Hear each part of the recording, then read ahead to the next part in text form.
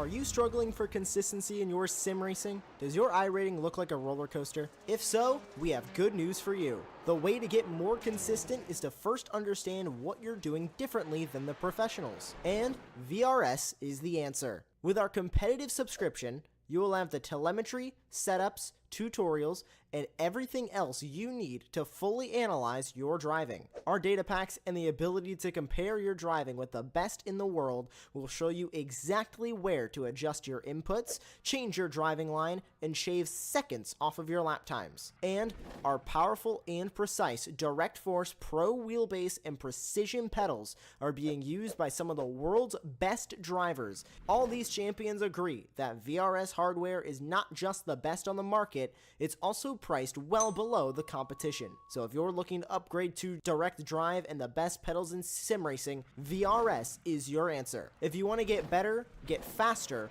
and make it happen sooner rather than later, you owe it to yourself to find out why so many people are switching to VRS. You'll be so glad that you did. Visit www.virtualracingschool.com and learn why the best use VRS.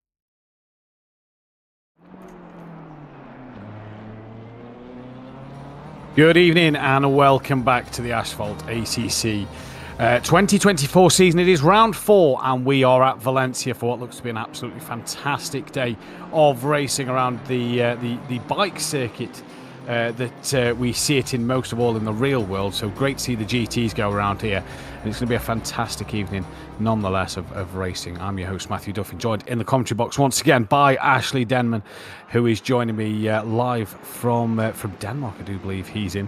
So is it Denmark? Am I correct there, Ashley? Yeah, you got it spot on. Thanks for having me again, though. It's always great brilliant to night be of here racing, and isn't it? watch this. Oh, sorry. Sorry, I apologise. I was just saying it's going to be a brilliant night of action here around this circuit. Small grid with only the 12 cars, but nonetheless going to be fantastic action. Yeah, it definitely should be. I'm looking forward to it, like I was last week. But hopefully we'll get a bit more overtaking going on here because the circuit is a little bit wider. You've got a lot more runoff area to use. So if you do make a bit of a mistake, you can sort of make up for it, shall we say. But it's still quite precise. You need to make sure you've got your braking zone sorted out, because if you do make a bit of a mistake, you can go into the gravel on some of these corners. Yeah, indeed you can, and it's very easy to just run that little bit wider, as she says there. And also the track limit warnings are very easy to just go over too much onto that runoff and pick up a couple of warnings or two around this circuit. But it's an interesting one, to say the least. It's going to be a fantastic night of action around this this track. 12 drivers, though, 13 drivers, sorry, another one's just managed to get into the lobby. We are currently coming towards the end of the hour-long practice session, and this is really going to actually be an interesting one in this championship, isn't it? Because so far we've seen that I'm trying to find the championship leader's name. It's on the screen, but I can't actually see it on the timing screen. Is he here tonight? Cruz, though, is probably second place this championship, and he's the one who's we're really going to keep an eye on tonight, see what he can do to come back from Zolder 2 weeks ago. Yeah, you're spot on. I mean, we're looking at the timing town myself. We've got all the normal names that we've seen at the top end of this grid. We've got Norberg in this practice session, as is currently actually at the top. Brenham, Amundsen, Cruz, of course, Solberg also up there pretty close in lap time, even Odegaard.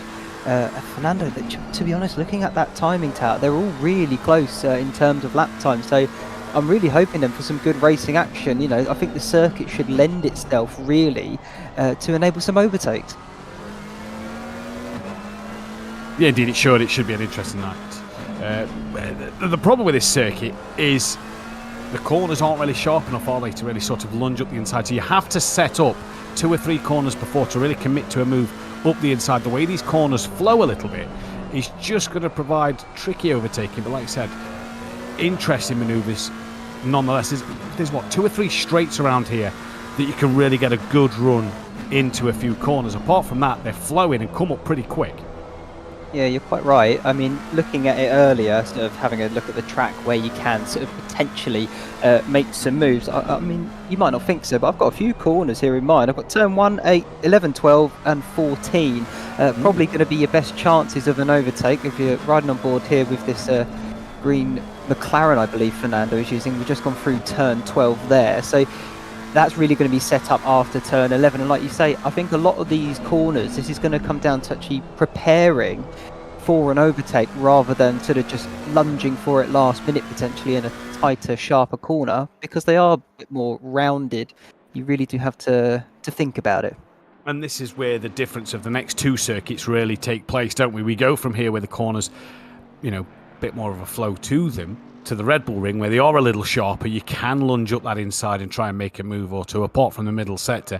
Really 2 different circuits, and especially coming from Zolder 2 weeks ago where, again, completely different track. The other thing to note as well, this week it is the penultimate round of the season, but we are on a double header. We are here today and back next Tuesday for the final race at the Red Bull Ring, which is going to close the end to what has been a fantastic season. Yeah, it has. I mean, I couldn't really say... I can't really pick anything out where I go, oh, that wasn't quite as good over some other things we've looked at before. But it really has been a good season to watch. Been brilliant to commentate over in places. And it's really produced some good racing action. I'm looking forward to tonight. And I'm even looking forward to moving on to Austria next week. But I'm not going to wish my life away or the race away, because I do want to see some action here.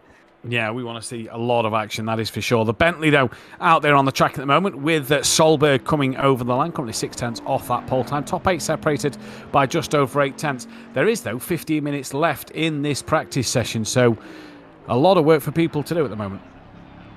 Yeah, it is practice, so they're obviously just trying to get their eye in here. They're not under that pressure of qualifying just yet, because that's when, obviously, you feel it a lot more. I say that now. I think we're moving on forward. Yeah, I believe we have just moved on into the qualifying session. So, yeah, gonna be interesting. Is one of the Bentleys leaving the grid, leaving the pit box now? When we are still, I believe, in the no, we are into the qualifying session here. So this is going to be an interesting one to see what the lap times are going to be. Drivers getting out there for a 15-minute qualifying session.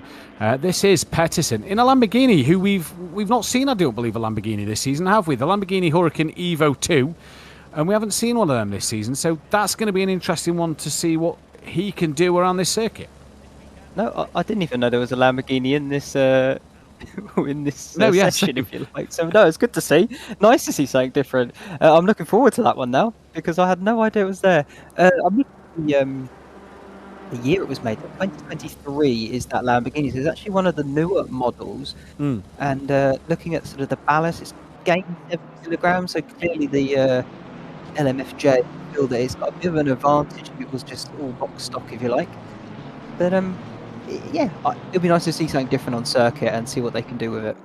Indeed, the BMW that looks like it's the heaviest car, bar the BMW is the heaviest car, 12 kilograms. The Bentley only loses 14. I'm not sure if the Ford Mustang's back this week. That loses 9. The Mercedes AMG gains 2. The McLaren 720S Evo gains 8. The Ferrari 296 gains 1. So the BMW proving that it is the stronger of the cars, as you'd sort of suggest by the BOP file, sort of giving that heavier weight penalty, meaning that it is probably a bit of an OP car for this circuit, which is why they need to just rein it in a little bit more to try and make that grid a little bit more jumbled up. And we talk about track limits, that may have invalidated the first 2 laps there for Brenham and I believe Norberg just behind. That was a little wide on the exit of turn 1. I think you're going to be seeing a lot more of that this evening, Matthew. I don't think they would have actually picked up a warning there. I think a lot of the corners actually open themselves up to being like enabled that you can run that wide. You feel like the cars, well, they're not on the circuit, it should be invalid, but I think the way the game works here, you can, as long as you keep it on the rumble strip, I think that's how it's denoted here, kind of like how MotoGP works. I think you're still in the track limits. Well, let's wait and see as the night goes on, as here is Nordberg. Currently the second man out on track. Bit of a wiggle there as he just dropped a wheel over the outside curb. A little too much curb for him there, and he just had a bit of a moment. Holds on to it well. And we've just seen how tricky this middle part of the lap is. It's left and right constantly.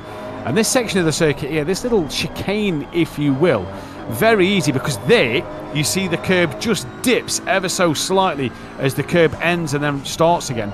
And that really can upset the car and unsettle a few drivers coming through that bit. I think that's the tricky section for tonight that drivers have got to nail, whether it's make or break their lap time in this qualifying session. Yeah, you're quite right. It is that infield. I think through 9 to about, well, the final corner is probably the section of circuit you're going to want to keep your eye on most, because 9, 10, 11, very quick sort of chicane, flat out through 9 and 10.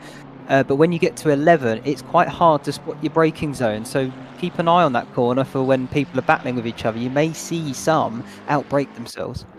You may see some outbreak themselves indeed, and that's where we're going to try and maybe look for drivers to make their mistakes or force another driver into an error, as Erdegaardsten there goes up into P3 and Amundsen goes up into P1. Solberg now crosses the line, 3rd place in his Bentley, as Vestergaard then in that Ford Mustang goes into P5. Here is Axelin in that Mercedes-Benz AMG, comes towards the line now. What lap time's he going to post on the board? Only a 32.4, but that hasn't registered as a lap time, so invalidated the lap time somewhere on the lap, would be my guess. Here, though, is Lars Nordberg, and he's had a good season, hasn't he? Let's be honest.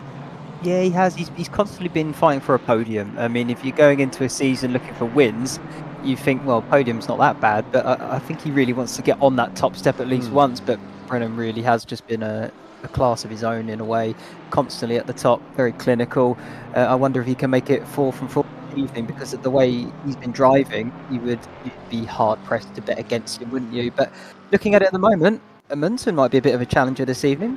I say that as he's just lost it. He has just lost it, only by 14 thousandths of a second. Those are going to be really keen to keep an eye on what Amundsen does then. Through the final corner comes Alan Drake Cruz, who again, for the young man, was it 12 years of age, 13 years of age, I believe it was, has impressed so far this season. It goes within half a tenth of Brenham there, then towards the line as well. Somebody's just gone into P7. No, nobody's gone into P7, apologies. As Erdegaard now goes into P7. But Cruz has really impressed, hasn't he? Youngster took the fight in race 1 back where was we in race 1? Was it Nürburgring? I'm not quite sure now, but he really had a great start to the season. It was Brands Hatch, thank you. Really great start to the season. Fought for the pole really hard. Fought really hard in the race. Lost it in the pit stops. And has kind of been on the back foot since Brands Hatch, hasn't he? Hasn't really had that pace to challenge for that race win or that pole position again since Brands. Or not as close, should I say, as what he was at Brands. Yeah, you're quite right there. Not as close, but he's still there. He's been hovering around and still been fighting for those podiums. So he's very much still in this. I think he is going to be second in the championship. Haven't actually won the maps, but I'm pretty sure he is there. As we look here to Pettersson, he's just about rounding the final corner. Going to finish off his first flying run. Let's see what this Lamborghini can do then. Where's he going to put it?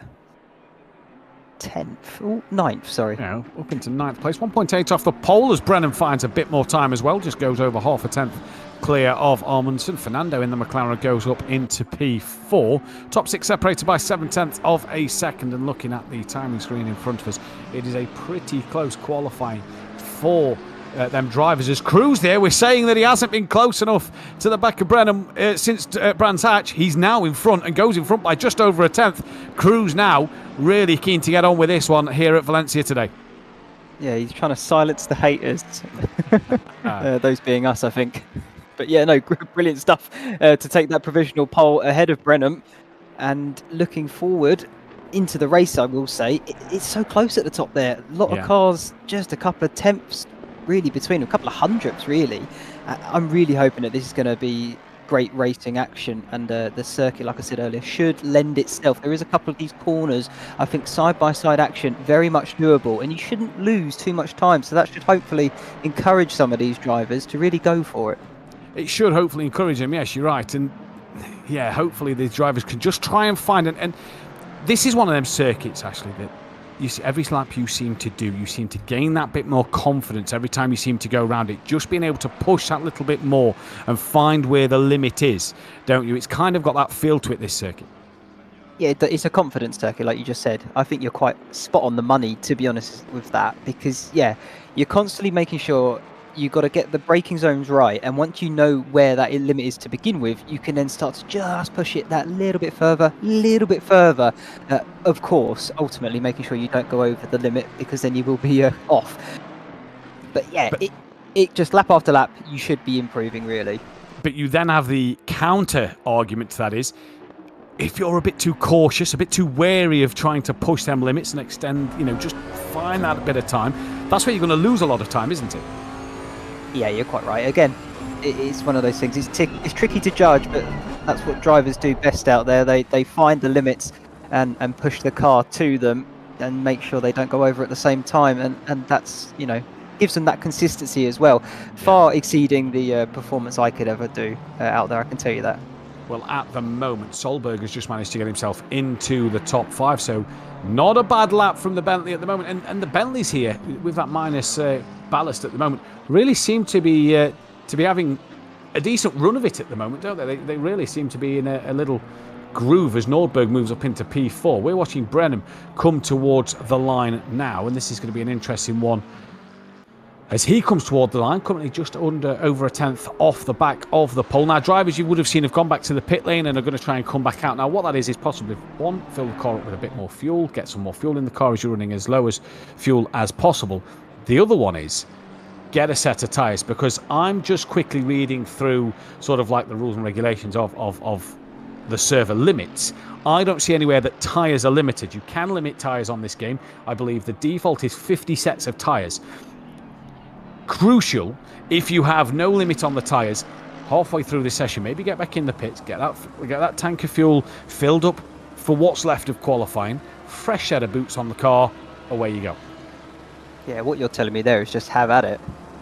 go like mad. Free for all, yeah, free for all. I know other ACC channels where they've limited to tyre sets, like 15 tyre sets from the start of when the lobby gets reset to the end of whatever the last race is. So you think we've had an hour practice, we've had the 15-minute qualifying session, we've got an hour's race.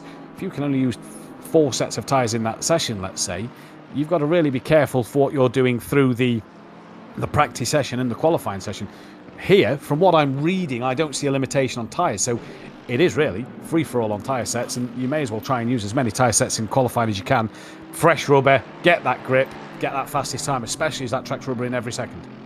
Yep, exactly. So I'd be doing the exact same. I can't see a downside to why you wouldn't. But there we go. We'll see what the drivers decide to go for. But here's Axel rounding turn 14, going for the run up towards the start-finish line. Let's see what this lap is going to be. Currently 10th position. 1.3 seconds down. Does he improve? No, I don't believe maybe he's just starting one. Yeah, maybe he's just starting one. Well, apologies about the time screen on the screen as well. We do believe there are 12 drivers in the lobby, not the 13 that it is saying. So nobody is missing from P11. We do believe it is 12 drivers in the lobby. So nobody is 13th. We believe that Nielsen is P12. Back there on board with Amundsen, who is currently only 0.182 off the back of Cruz. It is so tight between them top 4. It is unbelievable. This could go any way with a couple of minutes left in this session. Yeah, you're right, it could. The top 4, but even Fernando, Solberg, Odegaard, they're, all right, 3 temps back, but nail a corner just a little bit better, you can pick up 3 temps just like that, no problem at all. So I wouldn't even count those guys out, because they really are just within that catchment of potentially taking away some positions from the front guys that have been up there week in, week out, but they're not a million miles away. No, they're not a million miles away at all, and this is where it's going to make for fascinating qualifying at the moment and see who can do what. Amundsen and Nordberg there, then crossing the line, not improving on their lap time, so whether they invalidated a lap or they're going for one now as Brennan goes to the top of the timing sheets by 12 thousandths of a second.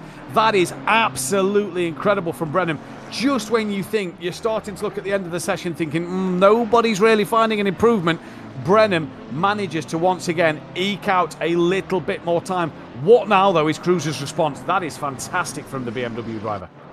Yeah, that's going to be crucial now, is can he respond? It is crunch time. You're getting into the last 2 minutes, 2.5 minutes of qualifying here. You've probably only got a lap, maybe 2 at most, to really put in your best lap time, exploit all the limits you can, of course keeping it within the rules. Here comes Cruz up to the line. Let's see if he has a response. What's it going to be?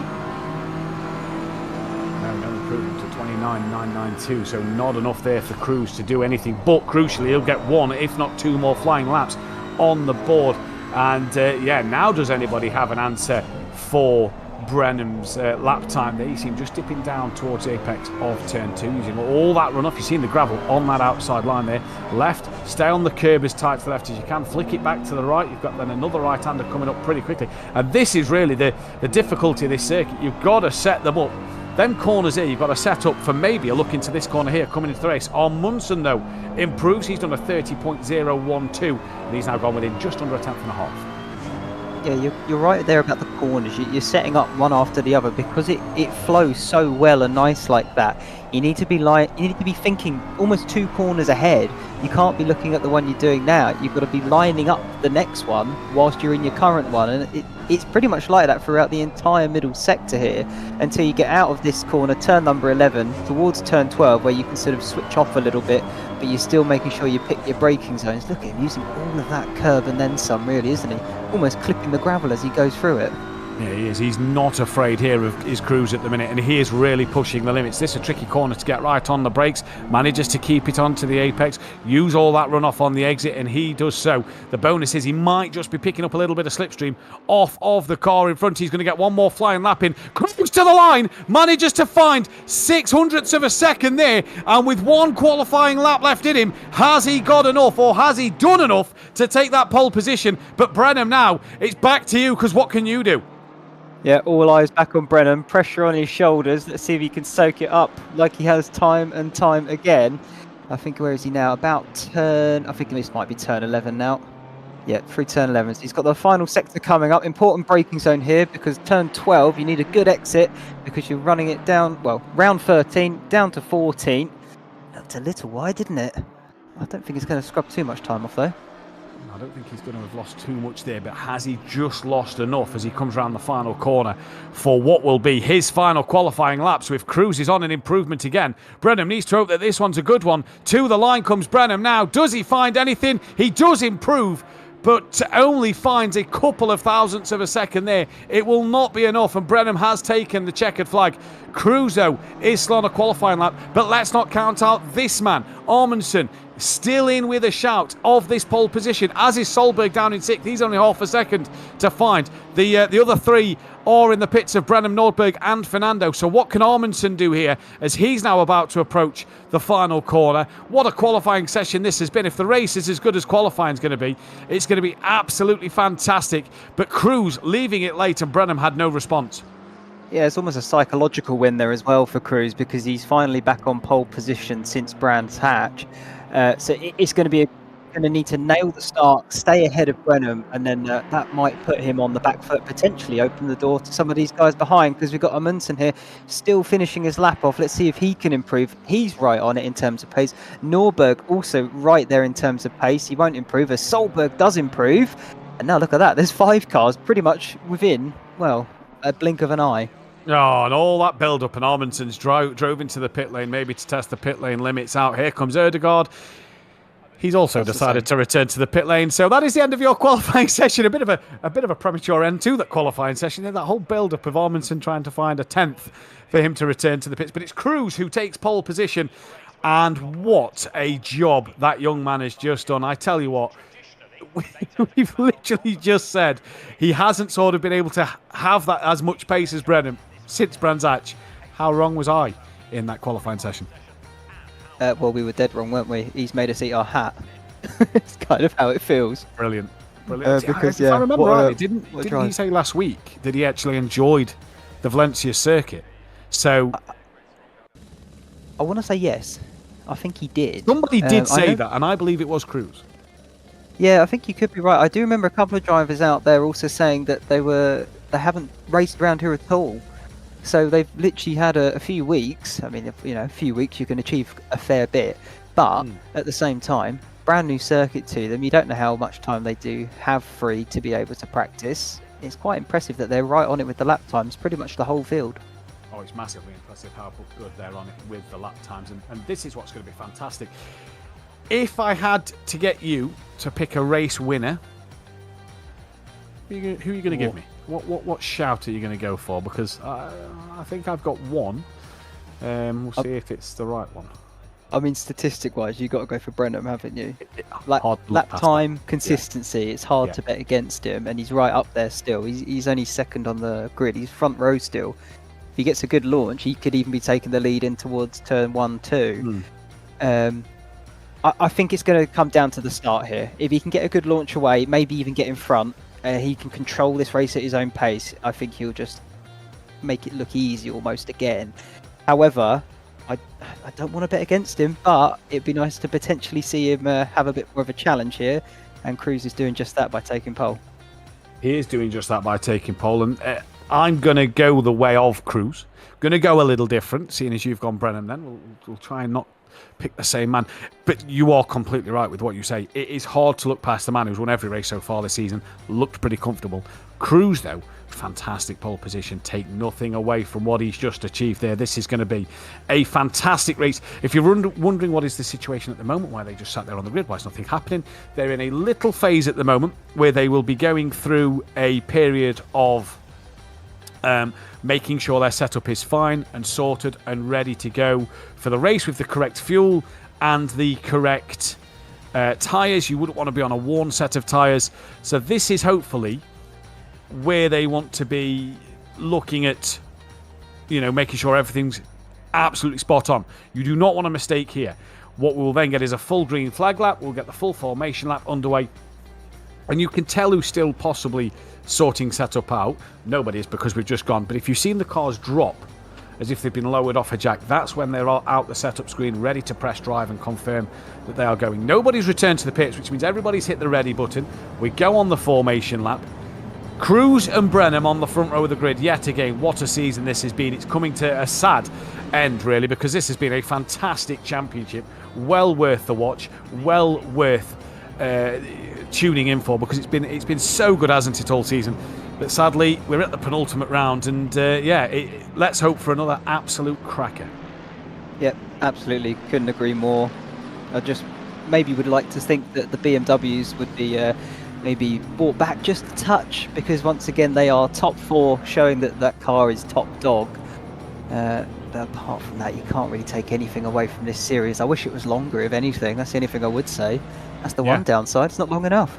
Yeah, no, I completely agree with you, and you are right. The BMW, like you said earlier, in towards the end of free practice, that the Lamborghini being one of the newer cars. I believe the BMW is, along with the McLaren Evo, the Ferrari 296, and the Porsche 992, which we've not been able to see a Porsche on the grid this season, sadly.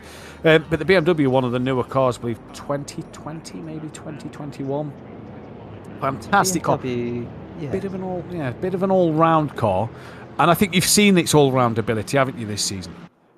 Yeah, it seems to have suited most circuits, hasn't it? I mean, the thing I'm going to be looking forward to tonight is that run from the final turn down to turn number 1, 650 metres. I'd love to see that Bentley or even that Ford have a good run at it against his rivals, because that could be spicy down towards turn 1.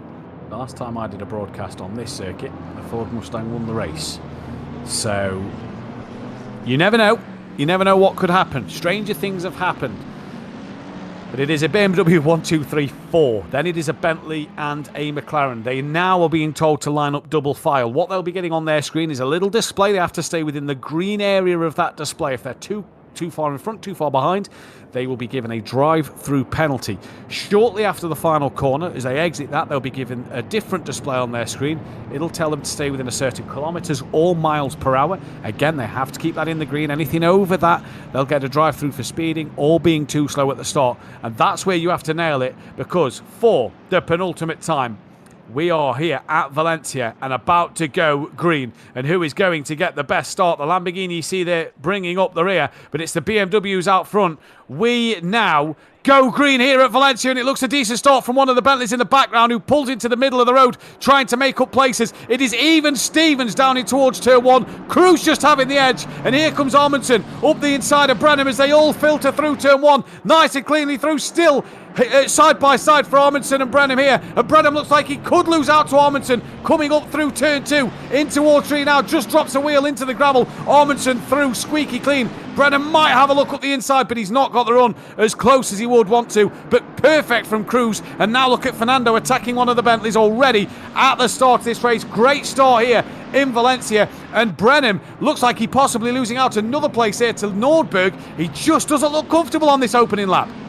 No, he does not. Cruz got his crucial getaway and made sure he covered off Brenham. And out of the exit of 2 we saw there, Brenham just couldn't quite get the line he wanted. He ran it wide, and that opened the door for Amundsen, who obviously took the position very happily indeed. But yeah, Nordberg's on his back. We've got these two here. Solberg, Fernando still going at it side by side now through turn 11. Solberg might do the up and under. I think he's going to go for it. They're still side by side and on the exit. Now towards 12, this is a bit of a kink almost. Yeah, Solberg sensibly, I think, backs out of that one. Live to fight another day. And I'm sure we will see them fight another day indeed. Yeah, indeed they will. That was an absolutely fantastic battle from the McLaren and the Bentley. And I don't think that's done. Watch for the Bentley coming out down this start straight. Has a bit of power. Loses that bit of weight around here as well. So watch for Fernando possibly coming under pressure from that Bentley. But it is Cruz who crosses the line in the lead of this race from Amundsen, then Brenham, Nordberg, Fernando, Solberg, Ødegaard, Stern, Westergaard, Petsen, Axelen and Nielsen in the background. Then where's the Bentley and the McLaren? He didn't actually get close enough there looking in the background. This down with Ødegaard, Stern then has the other Bentley of Westergaard right behind him. Great to see some Bentleys out there on the circuit, and they've got the Ferrari 296 of Ødegaard just in front. One of the Ferraris, you see the Lamborghini have a twitch coming out the corner. All pretty much line of stern at the moment. Little gaps just starting to appear. Nobody really close enough to make a move, and already we're seeing that Lamborghini just struggle a little bit. I think it dropped a wheel in the gravel. No, it still managed to stay in front of the Mercedes. Looking on board then from the bonnet of that beefy Ford Mustang of Westergaard towards Ødegaard then as they come towards the end of lap 2 in this race. It's been an absolute cracking start to this one. Yeah, no, not quite towards him, right in the middle here. Turn number 8, and now we've got 9, 10, 11 coming up, so right in the centre. Yeah, not far away, Matthew. Either way, battle's still happening all over the circuit. People just finding their rhythm as we settle into this race. Brenham, though, he's not quite managed to regain what he lost at the start there. It's settled down, but the gap is still there. Interesting one to watch. He might be going for a bit of a safer tyre wear strategy, if you like. Well, for the viewers at home that are new to watching this series today, the pit window opened after the first minute. It closes with a minute left of the race. They can refuel, and I believe it's 25 seconds stationary. Yes, it's 25 seconds stationary on their fixed fuel time, so they have to wait. The question now is, what will happen if people have lighter fueled or heavier fueled? That's going to be the biggest question that will be able to answer later in the race. Nielsen has entered the pit lane already, so hopefully he's not going to be a retirement and he manages to get back out on circuit. But Fernando at the moment, he got past the Bentley of Solberg and he's now looking to head after Nordberg at the moment. He's looking pretty racy in that mint green and black McLaren then, but Cruz at the moment, well, he's doing the business, and Brenham doesn't have an answer to Amundsen or Cruz at the moment. It's pretty line of stern out front. They seem to be matching each other quite well, these three. Yeah, these front three, once again, fighting for the podium. I kind of expected it in a way, because they have been showing their class so far all season long. Now riding on board here, looking over or under the rear wing of Cruz. Arminsson's just about holding the gap about the same. Pretty steady, isn't it? Nothing changing too much. But they do seem to be slightly pulling away from Norberg in fourth, and then of course back a little further to Fernando in that green McLaren. I noticed he had the Spanish flag on the rear wing, so I wonder if there's a little bit of a home advantage potentially for him. Well, potentially so. Let's see what he can do in this race if it is home advantage for him. I'm sure he'd be loving to come out of this one with a great result as Amundsen then looking on the back of Cruz a little bit here, and they come in towards turn one, and he had a look on the outside, not really the place to be making a move, but Amundsen now putting the leader under a bit of pressure. Brenham's coming with him as well. Brenham's looking to tuck underneath that of Amundsen, who just ran a little wide of the apex as he closed up to Cruz under the braking. Now through three and towards four they come, and the top three all of a sudden, what was last lap, which looked like it was pretty much matching each other, Brenham looks like he's got the hurry up, and Amundsen's giving Cruz the hurry up as well. Yeah, this is the thing when you try and go side by side. It does take a little bit of time off your lap, even though it's probably not all that much around here, but it is enough, especially when you've got someone barreling down right up underneath your rear bumper. That gap will close in an instant. Brenham just showing that really by looking at the footage here. Loving the camera angles as well, we'll say that. But yeah, Brenham right back in this, because those two out front, Cruz, Amundsen, just having a little bit of a look, and it's caused them to concertina and back up into each other.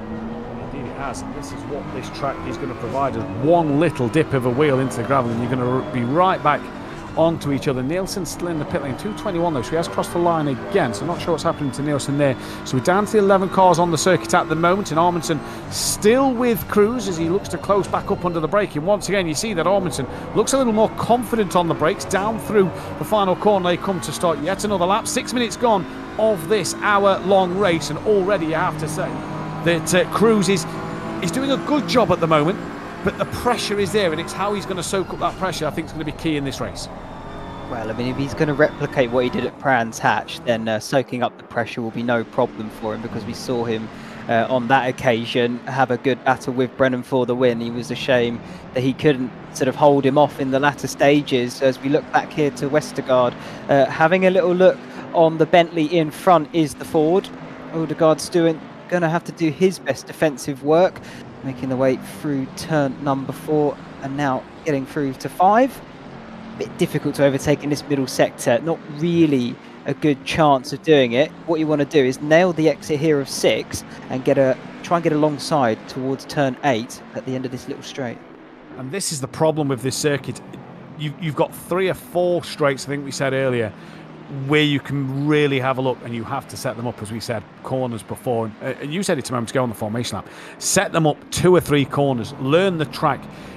The thing for Vestergaard here, it might be a case of sit there for 2 laps, look at where Erdegaardston is weaker than him in areas. Right, okay, I can set him up through this whole section of the circuit. I know there's a straight coming up. Get the job done there. Here's in the Ford Mustang. It is beefy. It is, I think, the most powerful car on this grid that we have, then followed by probably the Bentley. So it's going to be an interesting one, to say the least. Looking at top 3 though, 7 tenths of a second. Also Norberg's just bringing that gap under a second, as they all, look at that, 134, 130.4, 130.4, 130.4. Nordberg just a couple of tenths off the back of that, as here comes the Bentley of Solberg, who was a little quicker, 3 tenths than Fernando last time around. Whoa, we're getting a bit out of shape coming through turn 1, and you just saw the car hop over that curb a little bit. He didn't hit that quite right. No, he didn't, but he managed to hold on to it, and that's the important thing. And I'm looking at his last lap time as well. He matched Norberg in front of him, and so by that, I would say Fernando's maybe holding him up slightly. If he can get past him, maybe he can get onto the back of the front 4, because then that would be very interesting if we can get a Bentley in the mix amongst those BMWs. Would love to see it.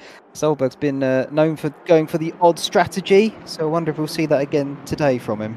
Yeah, it's going to be an interesting race to see what Solberg can do. Looks like he's got a bit more pace here. This is the strongest I think we've seen the Bentley look at this opening stage of the race, as now you've got 4 for the league. Norberg says he's a second and a half behind. That has to be behind the leader, because he's not a second and a half behind that of Brenham. Interesting that Brenham's not able to. We've seen at Zolder and other races where he's had the outright pace and has just disappeared. Here, he doesn't have the outright pace. Cruz, Armstrong and Nordberg are really putting the fight to Brenham. This could help Cruz in this championship if Brenham doesn't finish on the podium. Yeah, if he doesn't finish on the podium and actually does maybe, 4th, 5th, something like that, it could open the championship right back up again into this final race of Austria next week. It really does come down to how this pans out. It's too early to call. We're not even 10 minutes gone. So, give it time. We'll see how things unfold. But for the minute, Cruz where he wants to be. Amundsen, in between them, taking points off Brenham as well. It's looking good at the second. It's looking good at this moment in this race. Who is going to come out on top? That's going to be the biggest question. Is through the middle sector they come now, and this is where it's going to get really tight. Not really a chance to overtake through this part, like Ashley said a moment ago. Set them up through this corner, maybe get that run down towards turn 6, and we are seeing 4 for the lead here. I reckon you're going to get Solberg on the back of this if he can clear Fernando. I think he's got the pace of these front runners at this stage of the race. The other thing to mention as well, tyres last roughly an hour on this game, so is there a bit of tyre management going on here from the leaders to have that fresher rubber? We've seen at times drivers pit, possibly round 2 of the season, they pitted, one of the drivers pitted early, put a fresh set of rubber on. I believe it was the Bentley, wasn't it? And he was rapid at the end, but just ran out of time because he made 1 or 2 mistakes. Yeah, I think that was one of the Bentleys. It's hard to remember everything, but I think you're pretty much bang on. As we look here on board with Fernando, with that closing Bentley behind. Brilliant bright blue. Down the long straight then, this could be a chance for that Bentley. Solberg in the slipstream of the McLaren. Is he going to have enough forward momentum and grunt to pull alongside towards turn 1? I don't think it's going to be here. A good turn 1 though, and you do have a chance up towards turn 2. But even then, I think that McLaren seems to be pretty quick in a straight line. He's struggling to really get alongside him in that Bentley, isn't he, Solberg? Doesn't seem to be a slouch as the McLaren. Just had a bit of a slide coming through that turn 2 exit in towards 3, now into 4. Interesting to see the different lines through this track. And that's another thing to point out. Drivers may be taking slightly different entries or exits to corners here.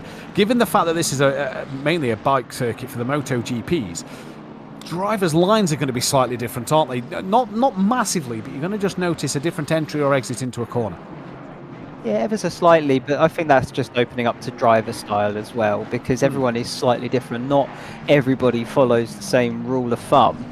And so that's when you get differences in sort of personalities really in people's driving. And I think that's what just adds to the sport and makes it such a spectacle that it is. Because no one's the same, and with those differences, you do get some brilliant on-track action. You do get some brilliant on-track action as we are coming into the... is this a chicane towards the end of the lap? Indeed it is. This is with Erdegaardsten, then, who's just off the back of Erdegaard, just ahead of him. And, not quite close enough at the moment. He's clear of Vestergaard then. So, Vestergaard and Axelin a little down. The Mercedes doesn't look overly strong here, does it? We've seen Axelin in recent weeks really start to be in that mid-pack fight and have some decent pace, but around here that Mercedes-Benz doesn't look a great car for this track. Nordberg dropping off this front 4 or the front 3 pack now, and also Cruz just looks like he's been able to extend that gap a little bit over Amundsen, so maybe just getting back into a rhythm if he had 1 or 2 mistakes earlier, which allowed them to get onto the back. But still 3 for the lead. It's within a second between the top 3. Still anybody's game in this race at the moment, still with just over 45 minutes left in this to go. Yeah, last lap, Alan Drake Cruz still the fastest of them, just by a couple of tenths. But that is obviously enough at the moment, no issues for them. Amundsen, Brennan pretty much even. Really can't separate them by much, and then Nordberg just a couple of tenths off of these guys out front, just struggling to maintain the pace of them. But again, that could come down to tyre strategy. He might just be looking after his tyres that little bit more.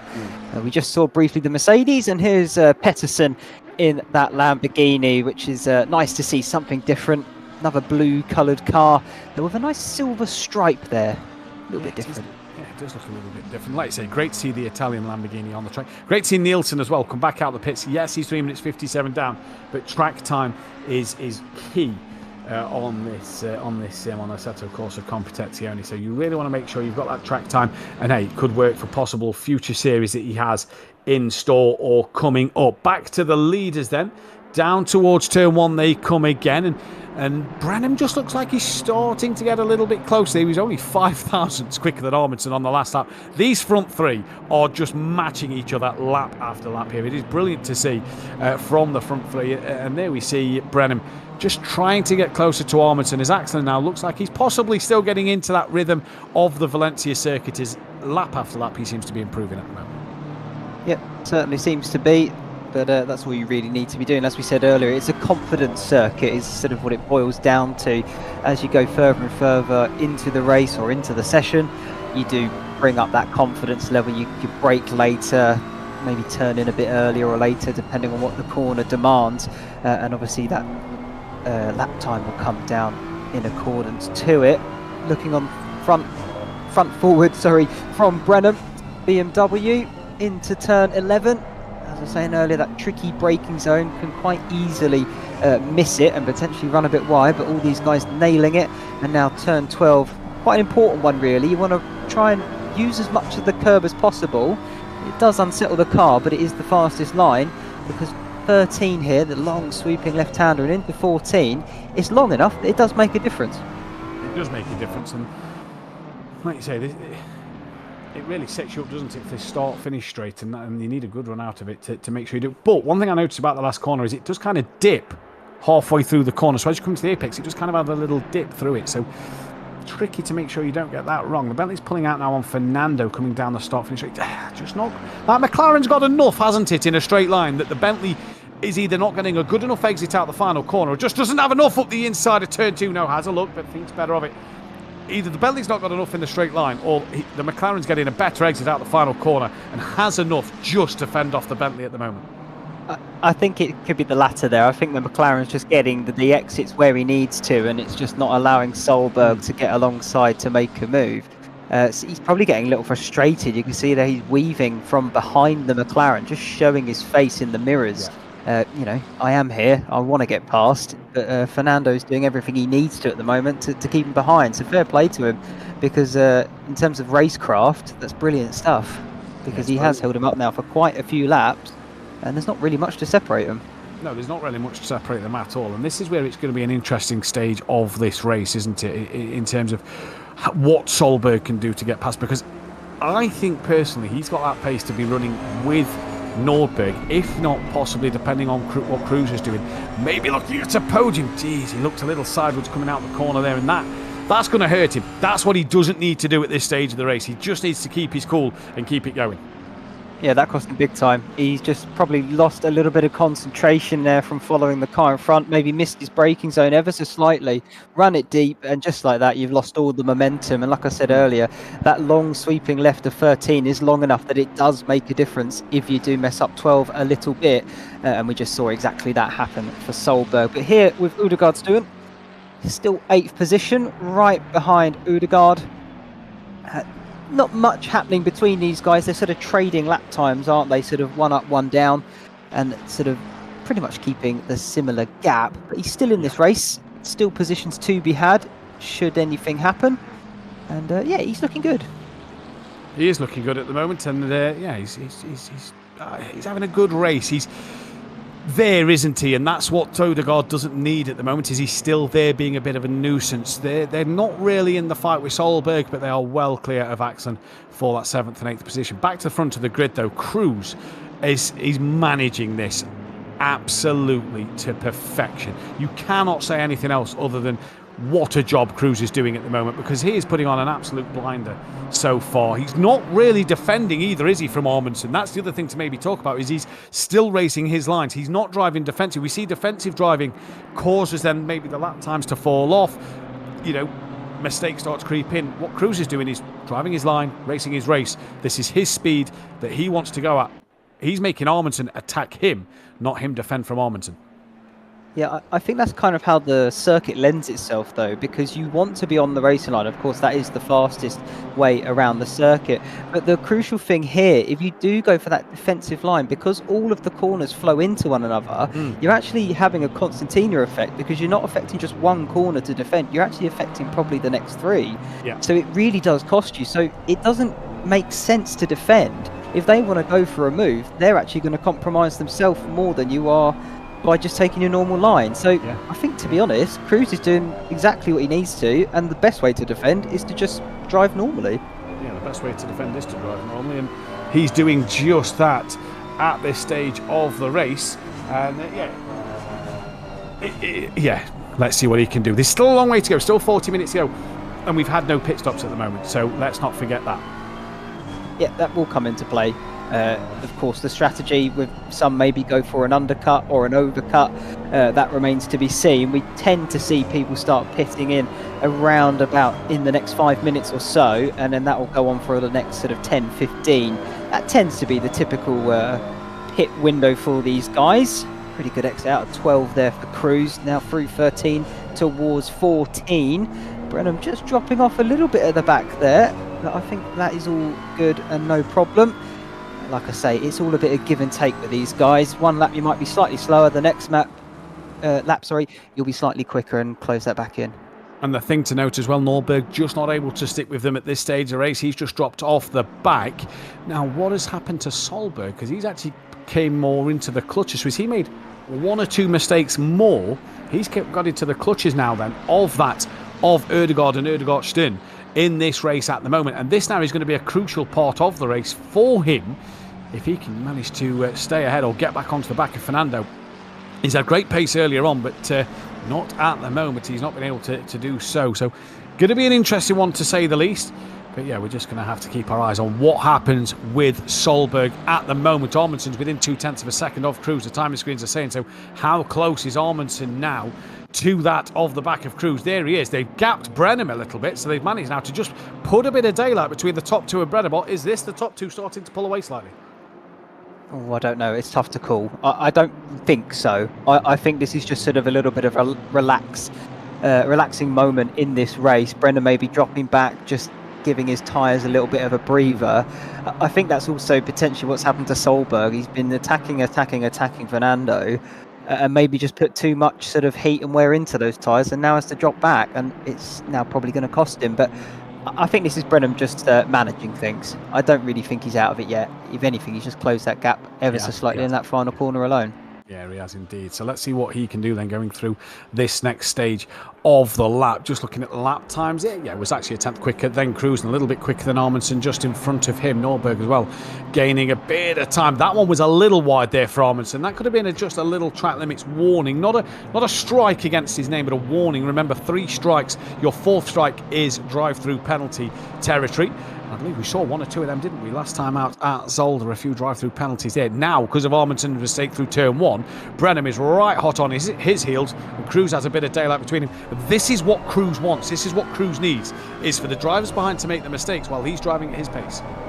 Yeah, absolutely. And if Amundsen can actually hold Brenham behind, this could even bring Norberg back into it, and then you might see a freeway battle for second down to 4th rather than for the win. But let's see how this unfolds. You've got a few more corners left of the lap. Brenham and Amundsen. Brenham's not made his move just yet. Hasn't quite shown his hand. He's looking wide into 11. Going to try and maybe go under. I don't think he's going to have it on the exit. It's going to be tricky to get alongside here. But you can see there, he's lining him up. He's trying to maybe make a move here on Amundsen. Yeah, massively so. He's definitely having a look left and right and wondering where he can get past. Maybe just as well to throw Amundsen off. Braking into that final corner. He once again closes under, braking to the rear bumper then of Amundsen. How is his exit? Little twitch on the front of Brenham's car there. I don't think he's got the exit he wanted. I think Amundsen set up pretty well on the straights, to be fair, because he gapped a little bit and Brenham's not really reeling him in. I think Amundsen's doing all right in a straight line. Yeah, that could just be how he set the car up as he goes, whoa, a bit wide there. That might cost him now into 2 here of Doohan. Although he might get away with it. Like we said earlier, that runoff do get a bit of leeway with your racing lines. He'll definitely pick up a strike though, I'm sure. But Brenham's still right on that rear bumper, not giving him an inch of breathing room and definitely keeping the pressure on. This is going to be whether Amundsen is going to crack under it or prevail and hang on to that second place. Well, this will test how good he is as a driver as well, because Brenham's been phenomenal all this season. If Amundsen can hold him off, this is fantastic to see around this circuit at the moment. Brennan, so far, not able to get through, although Amundsen just looks like he's a little wider at the apex than he wanted to be through there. Now into this section of corners where you're not really going to see Brennan go up the inside. Has to set him up through here for the next straight he gets, and it's not going to be this one either, unless Amundsen makes a mistake. He has a little look, or is Adam just not on as much of the curb? I believe he's just not on as much of the curb as that of Amundsen. Through this next pot, can he go up the inside into the final corner? I do think Amundsen's got his car set up more for a straight line than what he has through the corners. You just saw him be able to pull away slightly in that straight line area than what Brennan did. And Amundsen, well, he's going to call it for a pit stop. 25 seconds mandatory. Get it slowed down for that pit board. Indeed he does. It is only an extra 5 seconds for that change of tyres. So that's going to be the interesting thing. Who loses 5 seconds in the pits to maybe put on a fresh set of tyres? This is early from Amundsen for me. Is that what he's doing? Has he just maybe put the wrong set of tyres on at the beginning of this race, and one set is a little older than the other? Yeah, who knows? The point is he's gone for an undercut though, so it'll be interesting to keep an eye on that gap, particularly to the leader of Cruz. The other one to keep very much an eye on is going to be if Brennan can now close that gap to Cruz as well, because he's got clean air in front of him in a way, as Amundsen has pitted. Let's keep a look at that and see what happens. But looking at the action here that we are riding on board with, Odegaard, Stuart, he's looking at the back of Odegaard's I believe, is it the Ferrari? Correct me if I'm wrong. Yes, it's the Ferrari 296. It is the Ferrari. Lovely, good stuff. And then Solberg, he's slowly being dropping into these guys' clutches. Clearly out struggling in that Bentley. Maybe he did go a bit too hard trying to get past Fernando early on. He was going very hard, wasn't he? And he was going really, really trying to make an attack work. He then made a couple of mistakes, didn't he, that we saw. So has he done something to have tyres? Has he just made a mistake? And you know how drivers can get, some drivers as well.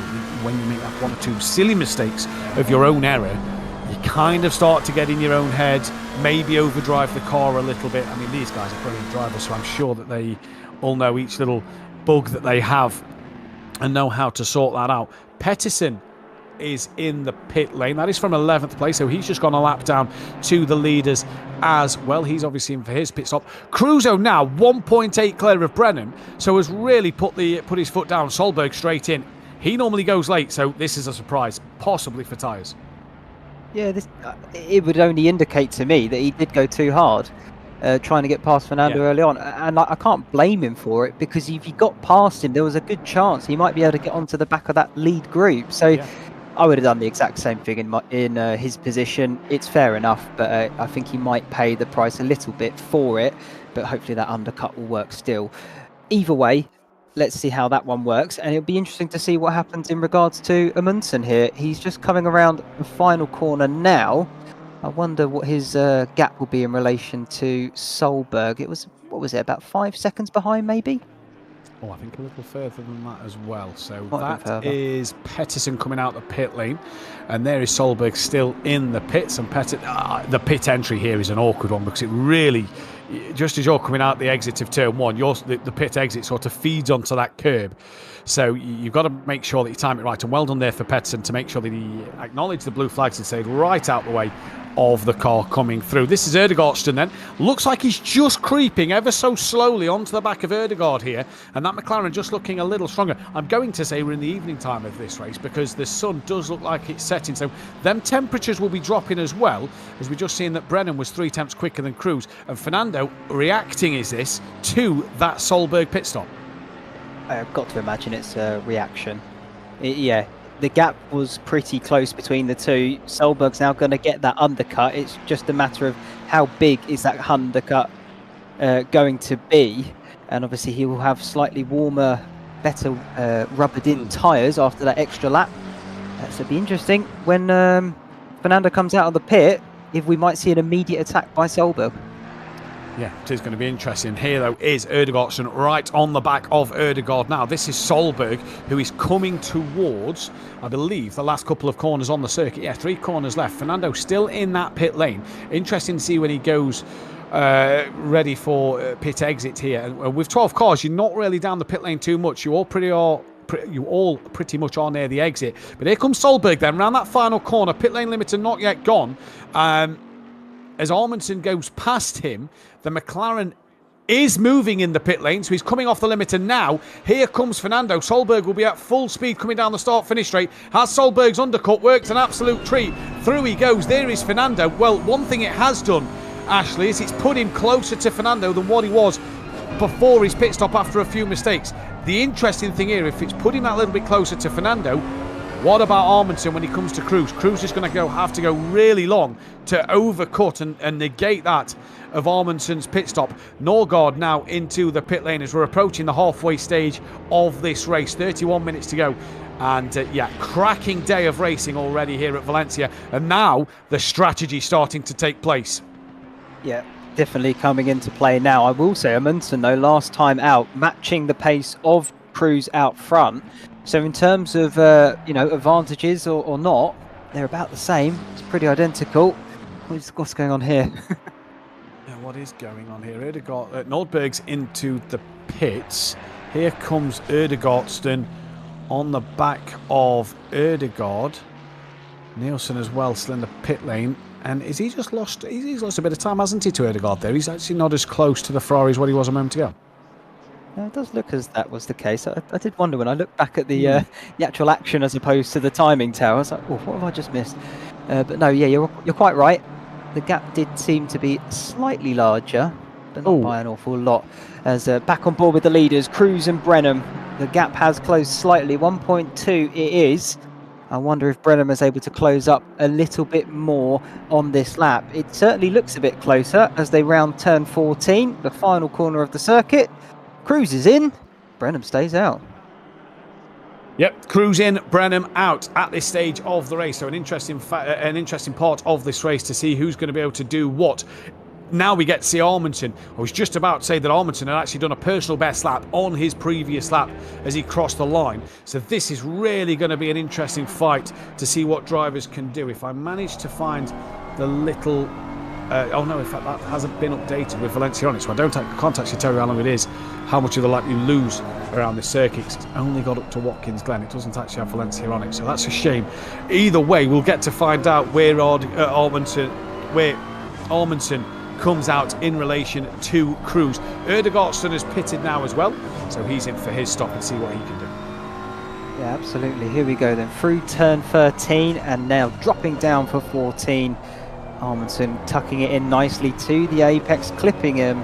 Well, he's using all the runoff he wants to as well. It's looking really nice and clean. Like we said, fastest lap, last lap around. What's it going to be this time?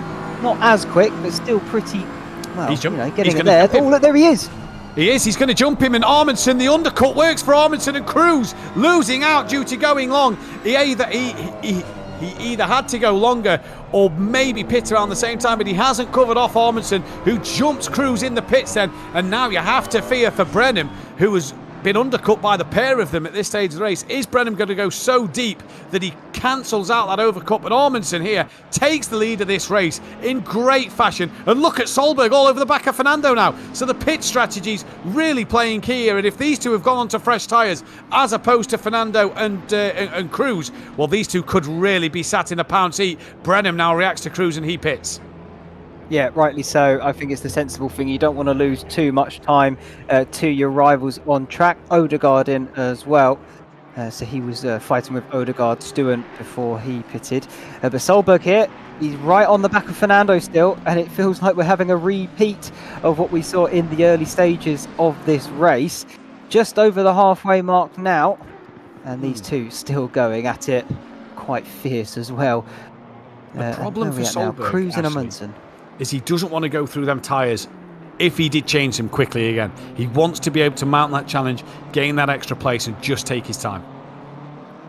Yeah, you're right. I think what you need to think about now is ultimately what the position you're going to be in at the end of the race. We're over the halfway mark. You now need to start thinking about where you are going to finish. And so to me, what would be going through my mind is... Brenham. All right. Apologies, Nordberg has jumped Brenham. So Brenham is now... a net fourth place. Cruz Westergaard hasn't pitted yet, but Nordberg has jumped Brenham by some margin in this pit stop. So Brenham has been jumped by Nordberg and is now sat net P4 when Westergaard comes into the pit lane.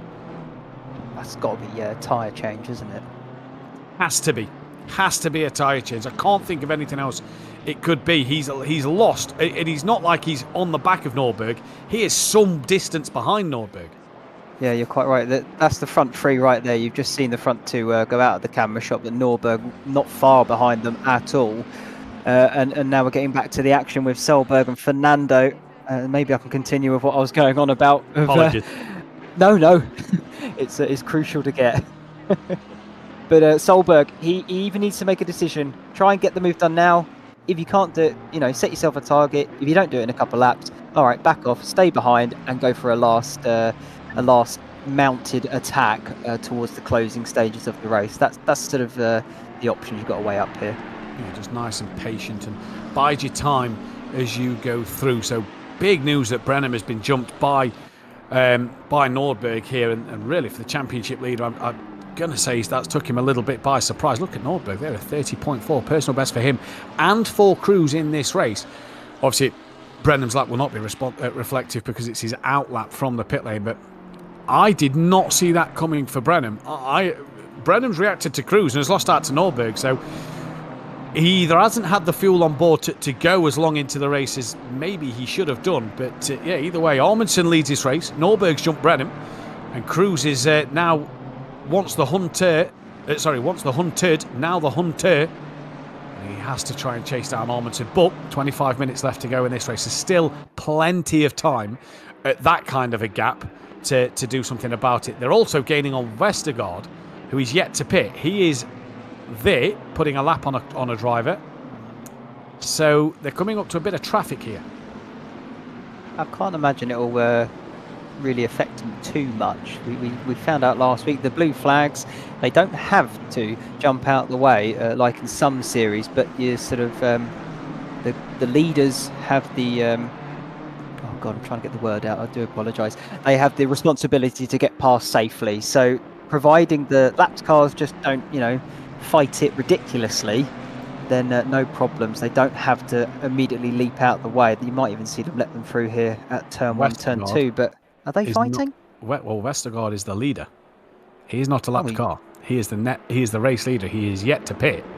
He's trying to lap the Bentley, who has not let him through, which I'm very surprised he didn't let him through there. But Vestergaard is technically your race leader at the moment, so doesn't have any blue flags to obey to. Well, he doesn't have to then jump out of the way, like you just said. But equally, that Bentley's not doing it either, which is quite interesting. I thought maybe he would have moved. Oh, Vestergaard's gone deep, and you just wonder, is that because of the Bentley in front? Is he just staying out the way, knowing this isn't his fight? Well, the Bentley should have jumped out the way, but Vestergaard, I feel, more ran wide and had Cruz and Brenham come up the inside than anything else there, and couldn't hook back into his racing line. So now the Bentley, who had blue flags this entire lap at the moment, and he's not yielding to the leaders. He's gone a little deep now. Brenham's going to tuck in, and oh my days, the Bentley's had a twitch, and now blocks out of Cruz coming through this next section. So the blue flags really getting in the way. Cruz thinking, nah, I'm going straight up the inside. I'm not wasting any time. I am not losing out to Amundsen anymore. But they've lost a chunk of time to Nordberg and to Brenham. I don't think it's hurt him too bad, though. No, and look at this. Solberg's got past Fernando. He has. So, in all of that unfolding, we've got a change. Solberg has managed to make the move on Fernando and is now ahead. Well, what is going to be interesting are the lap times going to come down for him, because he's been very quick and racy. Are they going to reflect in his lap time as well? And that's probably one of the biggest sighs of relief from Solberg there, as Vestergaard into the pit lane. And I'm not quite sure who that is. Is that Nielsen into the pits? P4 or car 4, it was saying on his chat. So I'm not sure who that is in the pits. It's not saying anybody else is in the pit lane. So might be Nielsen. I'm not 100% sure. But either way, Amundsen takes control of this lead, as well as Cruz from Nordberg, from Brenham, from Solberg, your top 5. But Brenham still some 5 seconds off the back of Nordberg at the moment. Yeah, that's going to be quite a gap to close. I'd imagine it will start to really tumble down in the closing stages. We can only think that he has changed the tyres, and so that he has that fresher rubber. And at the moment, the rest of them, if they didn't change the tyres, probably not too big a difference. But as this race wears on longer and longer, that advantage will definitely fall back towards Brenham, and you should see him closing in and sort of hunting his prey like a shark in water. But yeah, at the moment, problem I think with that actually at the moment is he's not making the inroads now. And I think that's the alarming thing for him, is it's not happening at the moment for him. Where we saw with the Bentley a few races ago, it happened straight away. So yeah, it's just going to be a case of keeping an eye on that timing screen and seeing what the gap comes down to as we go sector to sector. Yeah, you're quite right. And I think you said earlier as well that the tyres can easily do the hour. So it's just going to be a question of how much of an advantage will he gain by pitting and putting a fresh set on, or is he just given up P3 really quite freely to Norberg? Because Norberg's no slouch around here. He's been very much on it in terms of pace, a couple of tenths slower on average, but he's not going to be easy to pass. No, he's not. And there you've just seen the lap times, 30.9, 30.8. I think Nordberg was the fastest with a 30.3 or something like that, not sure. And then Brenham did a 30.6. So if he is on fresh rubber, he isn't making it count at the stage of the race. Cruz is all over the rear wing of that of Amundsen then for the lead of this race. And this is absolutely fantastic stuff from these guys. It really is going to be an interesting battle to the end. We've got, just over 20 minutes left in this race. And you have to feel here that for Amundsen, he's kind of doing what Cruz did. Although, does he look a little bit more defensive than what Cruz was? I think you're right in that. He does look a bit more defensive in his driving, but that could also be he knows that maybe Cruz does have a little bit of an edge in terms of outright pace. So he needs to cover him off potentially. And that's probably what is allowing Norberg to actually not really drop off and to stick with these guys as well. At the moment, it's hard to judge, because we've only been watching it for a few laps. Can't really see if there is a big advantage or not, but Cruz is looking very close here. He's looking very close, and Norberg gains a good 2 to 3 tenths over the two in front. Cruz pulls out, no, thinks better of it this time around. What's Brenham's lap time? There you go, 30.3, personal best for Brenham in this race. Not enough to really be getting onto the back with under 20 minutes to go now, but still enough at this moment to just be doing what he needs to do. And Cruz now starting to mount an attack, and really this has been coming now for a couple of laps, hasn't it? It has. I think it's going to be inevitable. Looking at Cruz's lines, he's very much squaring off the corner, sort of running it deep, turning in quite aggressively, and then trying to straight line it out. You can see the difference in what these two in front are doing from Norberg's point of view here. Cruz, just trying to get a good exit and make sure he does straight line that car as much as possible, because then he can get alongside Amundsen and actually try and mount an attack. Yeah, he can try and mount an attack. This is going to be really fascinating to keep our eyes on as we go through this last 19-18 minutes of this race. Norberg really starting to close in on the front two now. Brenham's got the gap down to 6.9, so it seems to be updating as we go through lap after lap on the timing tower. So keep your eyes on that. 6.9 is the gap. You're seeing the sparks flying as the sun sets here in Valencia. Solberg not massively pulled away from Fernando, has he? That gap still looks like it's 2 tenths. And over the curb comes Nordberg now. We'll be getting that double hole being punched in the air almost as they come down the start line. What's the lap times going to be for the drivers? And just to see the difference, 31 dead, 31.0, 30.4. So Nordberg gained 6 tenths of a second on that previous lap. Brenham's pumped in another PB, only 2 tenths quicker than Nordberg. And Solberg, look, he's got past Fernando, but hasn't pulled away from Fernando. So that pace that we thought could he bring down to match the leaders, I mean, don't get me wrong, matched Amundsen and Cruz last time around, but I don't think as electric as what we maybe anticipated it would be. I don't think he was going to set the world on fire. I think we can agree on that, but I think he had the pace of the leader, because he's just matched them that last lap, and he's actually a half a second, faster than Fernando. So I think what Fernando's actually benefiting from here is that he's just able to sit in the slipstream of the guy now in front. So rather than being the chasee, he becomes the chaser. And I always find it's a bit easier when following someone, because you can pick your braking zones a bit easier by just following the car in front. So you tend to begin to match their pace.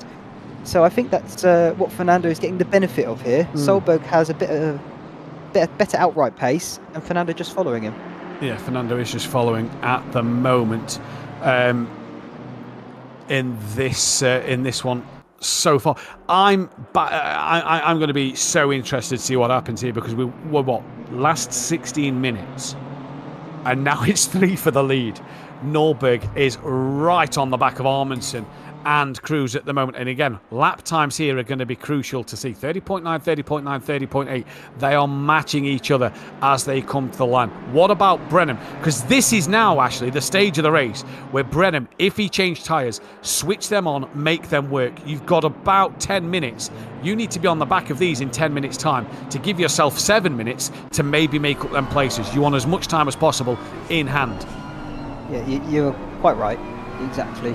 I mean, what is that? If we quickly do the maths, sort of 2 laps every 3 minutes, you're going to get 6 laps in about 10 minutes.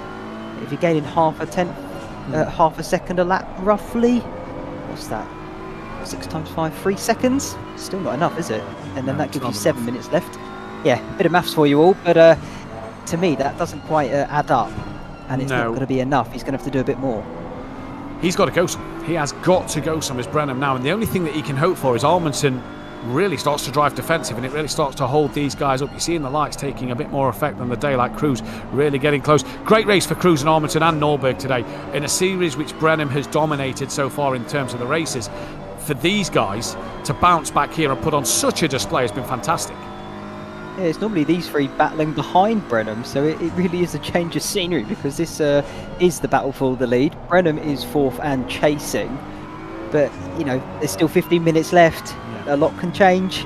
Brenham is closing in lap after lap. Let's see if he can up his pace to really bring that gap down. But yeah, I think these guys are probably not laughing in their chairs, but they've definitely got a big smile on their face, because this is for the win.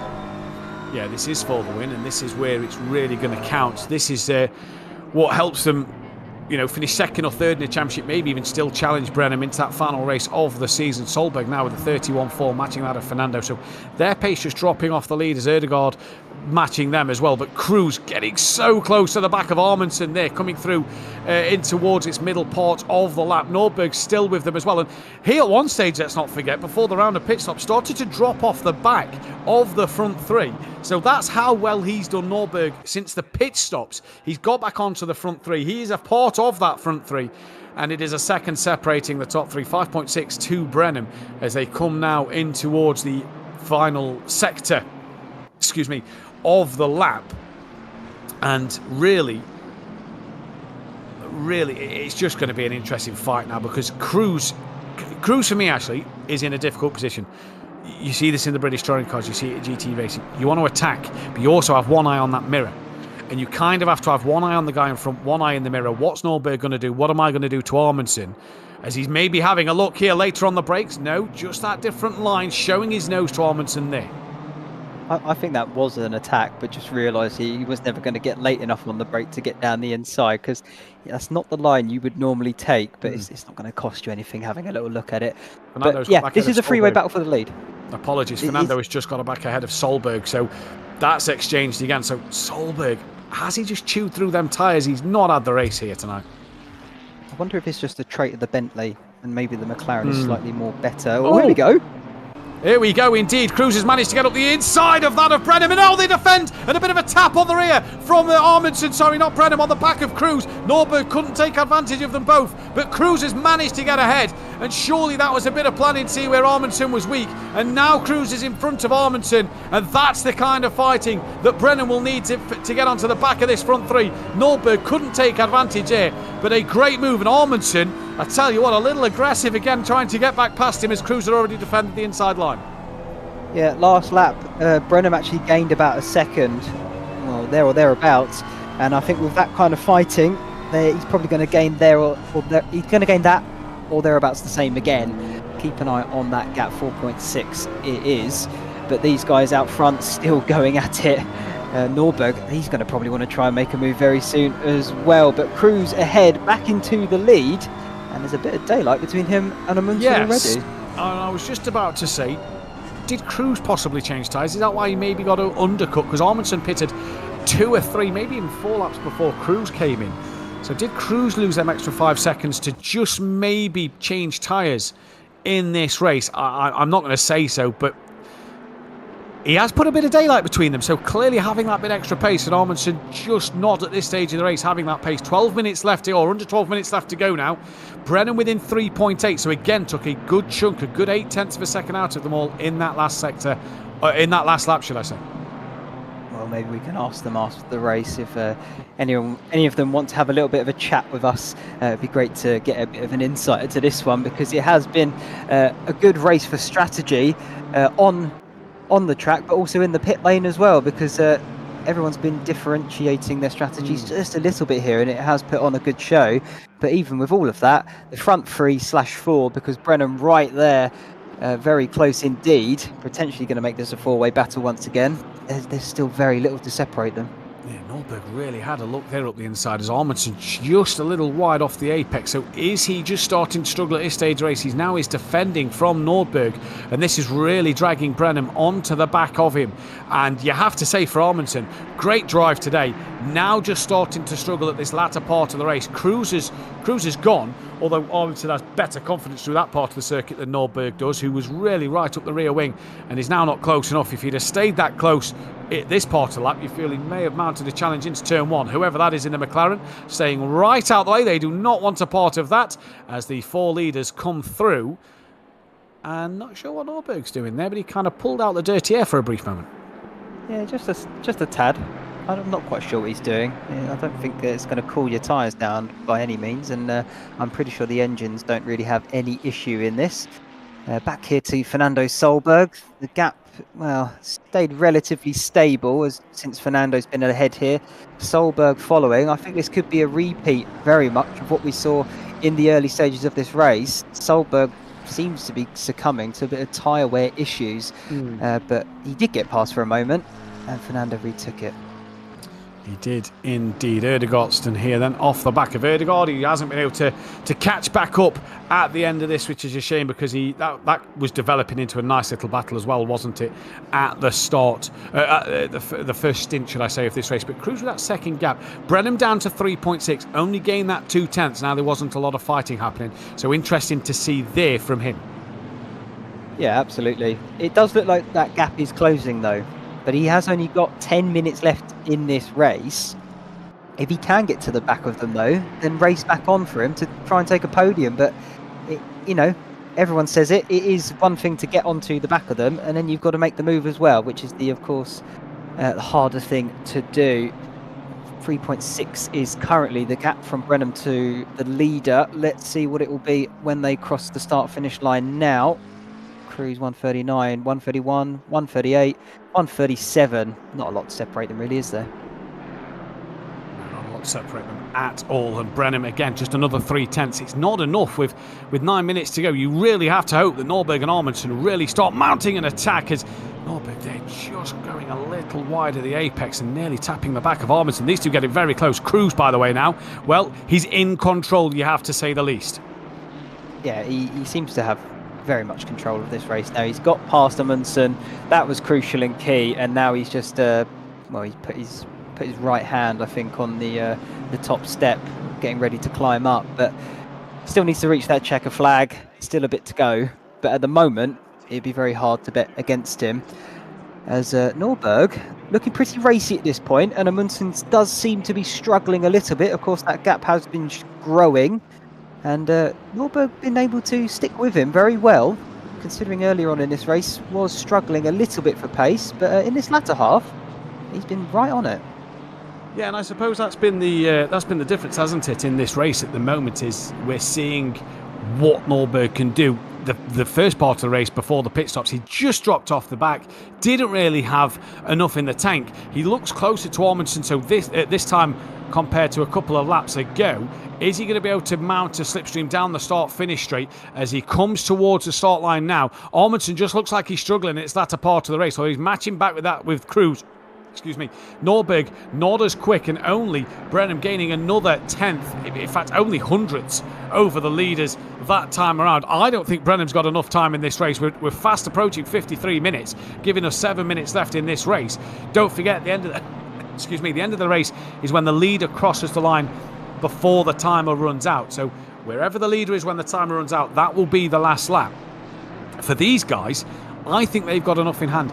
Brenham needs these two to fight hard, because Yeah. I don't think he's got enough to get on the back. What is it? 1.8 Nordberg off the back of Cruz. Brenham's 3.3. That's about a second and a half off the back of Nordberg. He isn't finding that. At the moment, no. He's struggling to find it. He's running out of time. It is crunch time now. Pressure's on. He needs to put in the laps and really gain on these guys again, or he really needs these guys to have a good old ding-dong battle. We may see it in the closing minutes, because Nordberg, if he can get second, he'll be very, very happy with that. He'll take it quite gladly. At the moment, still sitting on a podium. Don't want to throw that one away, of course, as well. But, in the closing stages of races, people sometimes do silly things. It's whether you can keep your head on your shoulders and keep your patience and wits about you. But he's in good position. He's in a brilliant position to try and make this move. It's whether he can find the gap to go for it.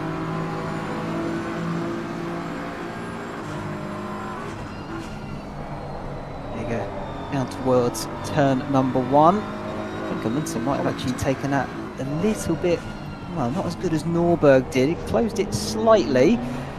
Not enough though, of course, but he is right on the rear bumper. Now towards turn 4. Like we say earlier, there's not many positions in this middle part of the circuit to make a move, but if you can get a good exit out of 6, which is the next corner coming up now, there's a chance maybe towards 8. I think he lost a bit coming out of 5. He seemed to have a bit of a moment on the car, seemed to just lose a bit of ground. This is, again, another crucial part of the lap to get right, to make sure that you can get close. And look how close he gets under the brake there on the back of Amundsen. And, well, it's just hampered him on the exit a little bit there. And this is what's going to be bringing Brenham into this. 55 minutes on the clock. By the time we get to the start line, I reckon we're going to be around that 56-minute mark. There is Brenham. So really now Brenham may be starting to sniff that podium opportunity. The problem, like you said a moment ago, is catching's one thing, passing's another. That's where Nordberg is struggling tonight, though. That little chicane section. Yeah, it's costing him all the time. But at the moment, the slipstream effect is somewhat saving him down this straight. It is so long. The effect is quite powerful here because it is a long straight, and so it's saving him. He's able to stick with the car in front. The question is now going to be, he's got Brenham very much on his rear bumper. Is that going to be too much for him to handle, and will he lose this podium, or will he be able to hang on to it at least for the last sort of 4 minutes to go now? But Amundsen's doing everything he needs to do, and I think Cruz has very much just checked out. Yeah, he has just checked out in this race, and I don't think we're going to see Cruz again here. I can't see a world in which it goes wrong from him this late on in the race. He's absolutely done a terrific job so far, and he just needs to keep it going in what he's doing at this moment in this race. But so far so good for Cruz. Amundsen now really feeling the pressure of Nordberg and Brenham. Fernando's managed to pull away from Solberg.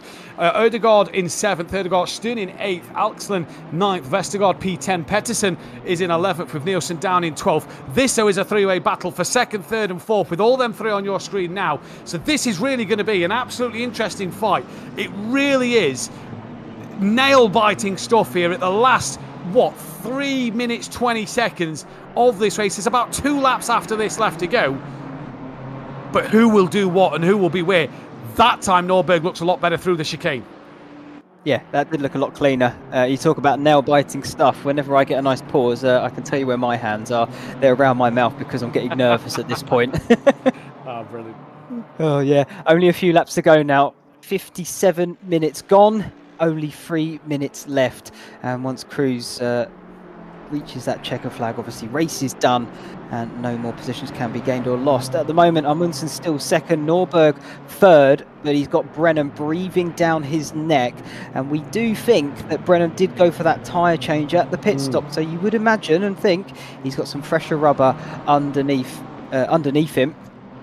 Might enable him to go for a move a little bit easier on Nordberg. Does seem to be struggling through a couple of these corners, but that slipstream effect still saving him at the moment, because Amundsen is still doing enough to stay ahead of Nordberg, but Brenham very much hot on his heels. Brenham is hot on his heels, and this is what's going to be fantastic at the moment, is can Brenham get past? He's got this lap, maybe another after this one, and then we're going to see what Brenham can do. But if he wants to mount an attack, he needs to mount an attack now. and really has to get a move on. Look at him just take a wider berth over Amundsen and Norberg into this corner. Brenham's got it all to play for here in this podium, hasn't he? He's obviously won the first 3 races, so he's sat pretty in the championship at the moment. We just await to see what these guys can do as they bounce over that dip where the curbs just stop and then restart again. Now in towards that final corner, which will start, 58.30 on the clock. Cruz hasn't crossed the line yet, so this will be, I do believe, the final lap of this race, 1:31. So Cruz starts the last lap. It's now or never for Brenham. It's now or never for Norberg to get that P2. It is game on here at Valencia. Yep, we could see sparks flying very shortly. I think Brenham might have been sort of sizing him up where he's weak that previous lap, because he wasn't dropping off, but wasn't close enough to mount a move. And now he really does need to exploit any weaknesses that he potentially found on that previous tour, as they now make their way through turn 5, up the hill to 6, and then on the short back straight through 7 and into 8. It's so close that you can't really separate these guys. It's going to be a last minute move, isn't it, if there is going to be one? Oh, indeed. You can throw a blanket over these 3 and enjoy a nice picnic on it. As Nordberg now starting to defend. That's going to help Amundsen. Brenham, though, just trying to maybe have a look and tuck underneath. He can't find the move there. In towards this middle section now, coming up in towards the latter part of this lap. Can Brenham manage to make one move? And he's only got the final corner to do so. Cruz, though, 2.8 seconds out front. What a drive from him. We say poor pit stop, jumped in the pits, but it looks like it's going to come back well. And at the minute, it is going to be that of probably Amundsen for second place, because Norberg hasn't do it, but he's cruised to victory. Alan Drake Cruz, at 12 years of age, wins here at Valencia. What a great drive from the young man. Amundsen will hang on to second from Norberg, from Brenham, in what has been an absolutely fantastic race. We then head back to P5. Fernando, he's had a great scrap all night with the Bentley of that of Solberg, and he's managed to come out on top in this one. 5th for him and 6th for Solberg. But what a race, Ashley, from the top 4. Yeah, great stuff to watch. And it was interesting to see Brenham closing that gap down in those closing stages. And like we said earlier, I didn't think it was going to be enough. And it just about wasn't. But what a thrilling finish to this race, because it could have gone either way. It was one of those things, like you say, you could throw a blanket over the 3 of them. Any of them could have came out on top.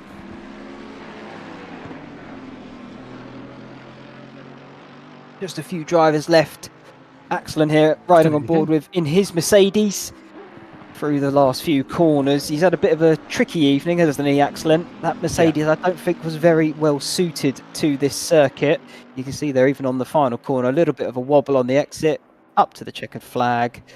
He finishes 9th. P11 for Petterson. Great to see the Lamborghini across line. Apologies, I did answer your question. I was chatting to myself on mute after I had a bit of a cough. So I was answering your question. I wasn't ignoring. But I can't now remember what you've asked. But Petterson, P12. Westergaard come across for 11th. Nielsen, P13. But what a night's worth of racing. We head, though, to the Red Bull Ring next week to end this season finale in what is going to be a dramatic race, dramatic ending to this season, dramatic race. We're hoping for an absolute belter of a race, and we've not had any weather come to play, so I wonder if weather could take part in the next one. That could play a bit of havoc there. Either way, fantastic night's worth of racing. We are just going to give it a minute or two to see if we can get a few drivers in for an interview. But Ashley, sum up that race for us. Give us a final word for that race, if you will.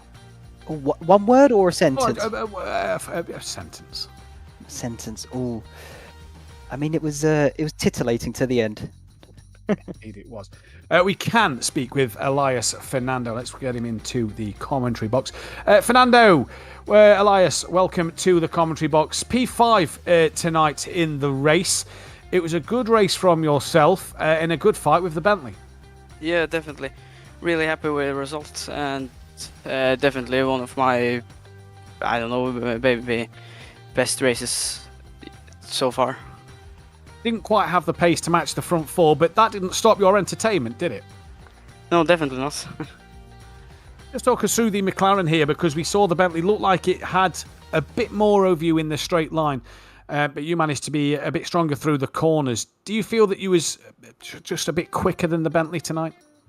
Yeah, he made some mistakes, so and I didn't really make that many mistakes, so I definitely gained time on that.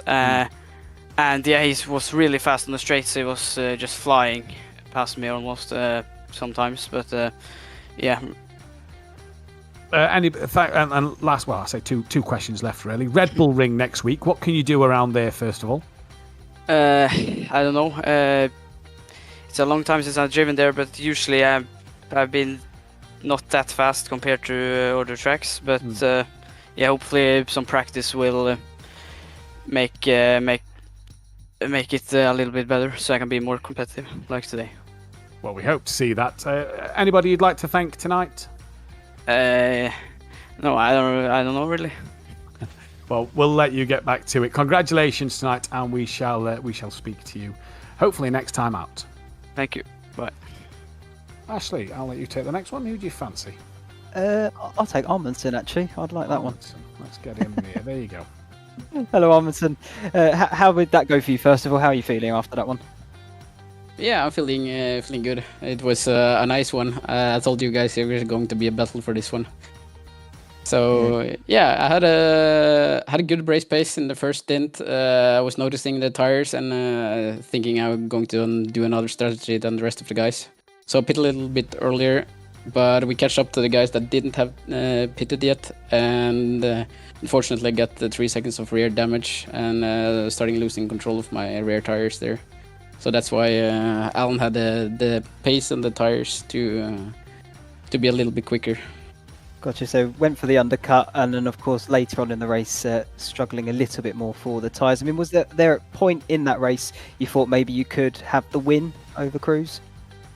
Yeah, I felt quite confident until we catched up with the other guys and got some rear damage. The car felt good for at least 5-6 laps, and after that the rear end started sliding more and more.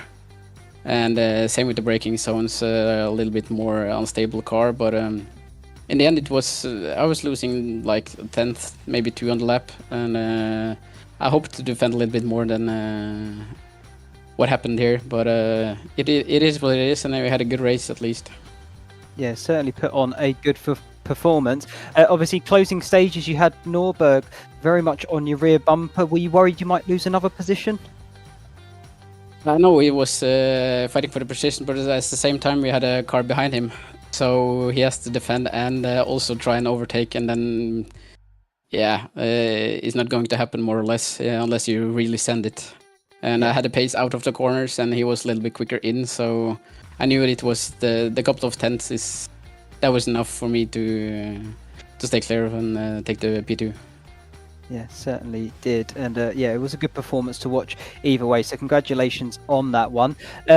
Looking forward to next week at the Spielberg circuit, Austria. Yeah, absolutely. I haven't driven that one much in the BMW. I know at least Brennan is really strong there. And Alan is going to be strong, and Norberg is going to be strong, so yeah, it's going to be a tight one there too, I believe. But hopefully I have to do some practice for next week and yeah, do a setup for the track, because I haven't driven it in the Beamer yet. No worries. Sounds like you hopefully will take the fight to Brennan once again. Congratulations on today. Is there anybody you'd like to thank? Yeah, I'd like to thank the team and the other BMW drivers for helping me with setups and stuff like that, Brennan and Norberg, and West Competition Racing for always being there to help us. Brilliant stuff. Well, thanks for joining us tonight, and good luck for next week as well. Thank you, guys. And let's grab Norberg in for a quick chat. Norberg, P3 today, and what was a fantastic race for yourself. You just couldn't get past Amundsen at the end of that race. No, it was his strategy were a good undercut, but I couldn't get past in the end there, even though I had more pace. Great fight though, because it looked like before the pit stop she dropped off the back of the front three a little bit, and then at the end of that race, like you say, was a lot quicker. Yeah, it's a battle of not getting warnings, so I tried to take it calm and did a lot of mistakes where I have to brake or let go of the gas to not get those warnings. So yeah, the first stint wasn't great. Talk about your second stint though, because you really did. You managed to jump Brenham in the pit lane, and you really made sure you caught up to the front two, who was having a good little battle. Yeah, the second stint I was very satisfied with, and Brenham had some fuel issues in the first stint, so he lost a lot on the last lap. Red Bull Ring next week. What can you do around there? I think I have decent pace, but it's hard to battle with those three guys. So I'm not sure. And finally, anybody you'd like to thank tonight? Yeah, the team mostly, the VCR team. Yeah. Wow. Good preparations. Yeah. Yeah. Well, congratulations on a P3 tonight. Great result for yourself. We hope to see you back again in the commentary box next week. Yeah, I hope so too. Thank you. Enjoy that one, and we'll see you for the Red Bull Ring. Obviously, back-to-back races going into the Red Bull Ring. We've got Alan in the interview room now. I'm not sure who Alan is, and we also have Solberg. So, Ashley, who's your pick? I was thinking Alan would be Cruz. Yes, there you go. Thank you. Well, I'll tell you what then. You've done Norberg as well. I'll leave you for the race winner. I'll take Solberg, and we'll try and get his view on what happened. Oh, there we go. Hello. Solberg. Yeah, well done tonight. Put on a good show for us. Talk us through how your race went. I don't know. Not too happy, honestly. I kind of happened to end up behind the McLaren at the start. That kind of stopped me from doing what I usually do, and that's just being in the draft of the BMW. And I mean, so we lost the pack, and then I cooked the tires. Not too much preparation for me this weekend or this race. I kind of just loaded fuel onto a quali setup, and that didn't work out at all. No worries, but yeah, clearly having a good battle with the McLaren for pretty much the entire race. You did, of course, get past at one point.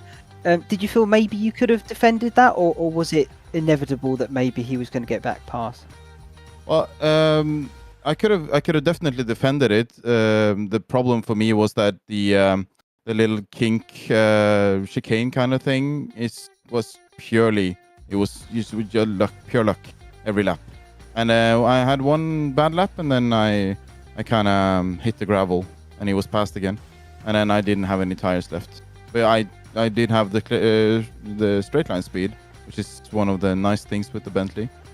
And then I could have definitely kept him behind, because there's not much, and there's no place to pass here really.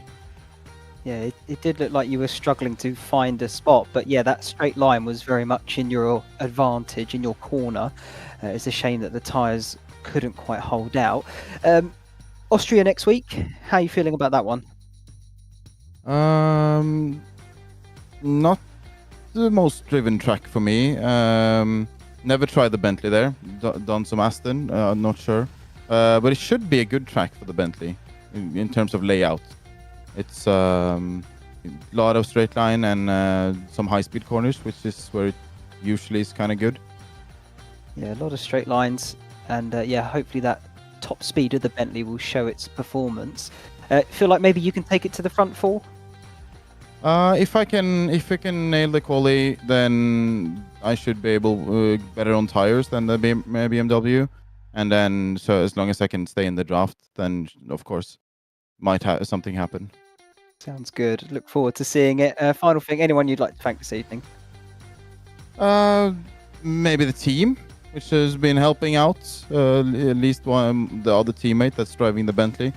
It helps having two drivers that can kind of compare data and help out with the setup. Lovely stuff. Well, thank you for tonight, and good luck for next week as well. Thank you. And that was Solberg there. Then we can bring your race winner in for a quick chat now as well. Alan, well, we've commented on how young you are and how great it is to see such a young driver on the grid, but to take the race win in great fashion, brilliant drive from yourself. Thank you. That was a bit hard. First, all of these rounds, my strategy hasn't been good. I gone a lap too late, a lap too early. not on the sweet spot. So I was lucky to even have that opportunity on that move. So yeah. Yeah, it was a great race. Like you said, you did get jumped in the pit lane. Yeah. But you kept that pressure on him, didn't you? And you made sure that you was going to try and keep that pressure on him till the end. Yeah, of course, because I knew he had the 2-lap older tires than me, and I knew he had to push to be able to jump me. So I knew I had the better tires, had to stay patient, waited for the opportunity, and sent it. You did send it, indeed. He tried to come back at you as well, though. Yeah. A little tap there, but talked about it, and I feel like I stayed on my line, and it was just like weird physics, so the car like went sliding or kind of. All in all, though, you have to be very happy with how today has gone. Yeah, really nice result. Didn't expect the win because Øystein was very, very strong as normal, and yeah. We head to the Red Bull Ring next week, obviously back-to-back races this time. What can you do around there? I think I've had a decent pace there, so hopefully I can get the win again. Try to get some good pace, get some good practice, and yeah. And lastly, anybody you'd like to thank? Yeah, thank you to Nels and my supportive family. Well, Alan, congratulations. What a drive from yourself today. Enjoy that one, and we'll see you next time. Thank you. And that then, Ashley, brings an end to the interviews for the evening, or well, for the afternoon, should I say, evening, because there's nobody else waiting to come in. What a race Valencia has been. We go to Spielberg next week for the race, the final race of the season at the Red Bull Ring. Are you looking forward to this one? Just tell us what you're thinking. I'm looking forward to it. I wish there was honestly more races in this championship, because each week it's been obviously different with the different circuits, but each week has thrown up a different result. Of course, you've got the main guys out front, which are so consistent with what they're doing, but each week has been a different challenge for them, and it's been brilliant to see how they've handled the pressures and different situations they've got themselves into. And I almost don't want it to end, but all good things unfortunately must come to an end, and I couldn't think of a better place than Austria at Spielberg, to be honest. Yeah, what a dramatic end it will be as well. We have a brand new race winner in Alan Drake Cruz. It's been absolutely fantastic to see here at Valencia. Great bit of racing, all down to that strategy and them last minute manoeuvres. But what a day it has been. I believe that is all we have time for this afternoon then, as we head into Red Bull Ring next week for the final race of the season. Join us back here live for the same time as always, where me and Ashley will be bringing you the final action of this championship. Goodbye.